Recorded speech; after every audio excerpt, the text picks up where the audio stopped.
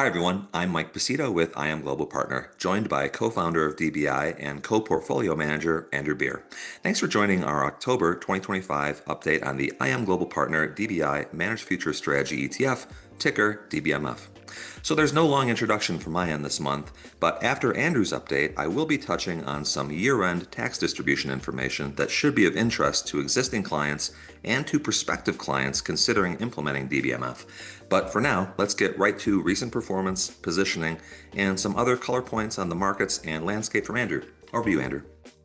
Thanks, Mike. So to start with the macro themes, it's risk on.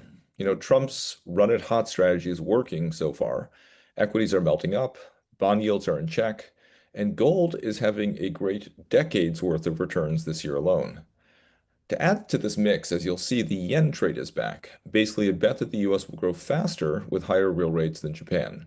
And finally, we'll talk a bit about alpha in the CTA space, concentration of portfolios and replication versus more complicated models, and why DBMF is outperforming by so much this year. Now, on the performance front, if you pivot to the left side of the page, DBMF jumped nearly 4% last month and is up nearly 10% over the past 2 months, dramatically outperforming both the SocGen CTA index and the Morningstar category. As I'll show you on the next slide, we're also performing by a very, very substantial amount year to date. Now, as noted during the past few videos, CTAs were early and contrary in the run at hot trade, which has paid off over the past 60 days. So here's our year-to-date performance. We're now up 10.34% this year on an NAV basis and are outperforming the SocGen CTA index by over 1,100 basis points and the Morningstar category by over 900 basis points. Now, we believe there are three reasons for that. More sensitive risk controls and shorter-term models were head-faked badly by Trump after Liberation Day. Our modest slowness meant we bounced when they did not. Second, liquidity dried up in non-core markets, and hence de-risking and repositioning was more costly than normal.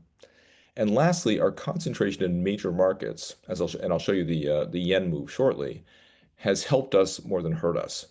So to summarize it, alpha in the CTA space can be negative among hedge funds, and we believe that the embrace of more and more complexity in this space has actually been costly to investor risk-adjusted returns. Here's our inception to date performance from 2019.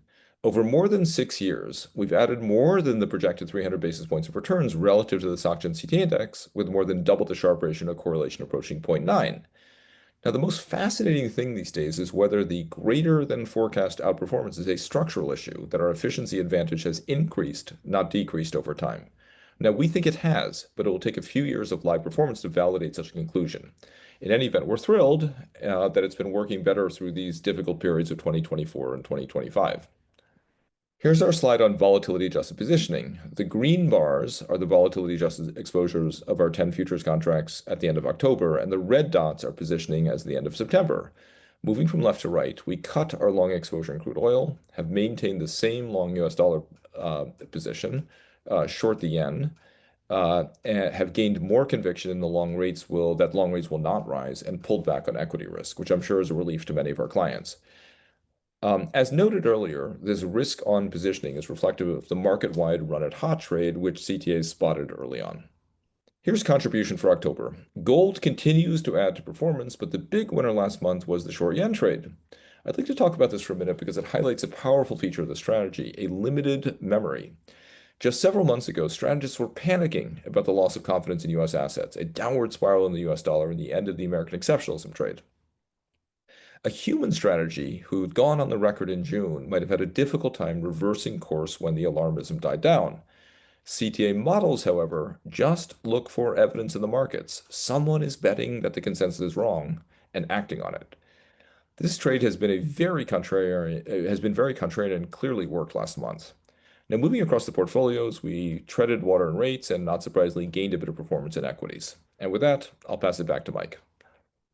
Okay, thanks, Andrew. So, as we close in on year end with the standard caveat that we are not tax advisors, nor is any of this tax advice, let's do a quick primer on the mechanics of how DBMF distributes income and potential capital gains, and then we'll talk about DBMF's 2025 distributions alongside some other important information about how DBMF is positioned going forward.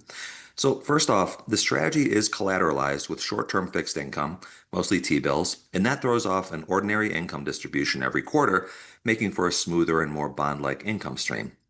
Gains and losses from the underlying contracts are treated as a combination of short and long term, with the exception being commodities, which for DBMF are represented by gold and oil and treated as ordinary income due to current U.S. tax rules. All of the distributions outside of the underlying collateral income distributed quarterly are realized at year end.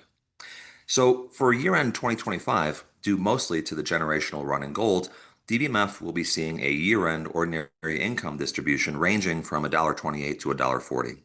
This includes the fourth quarter income distribution from the underlying collateral as well.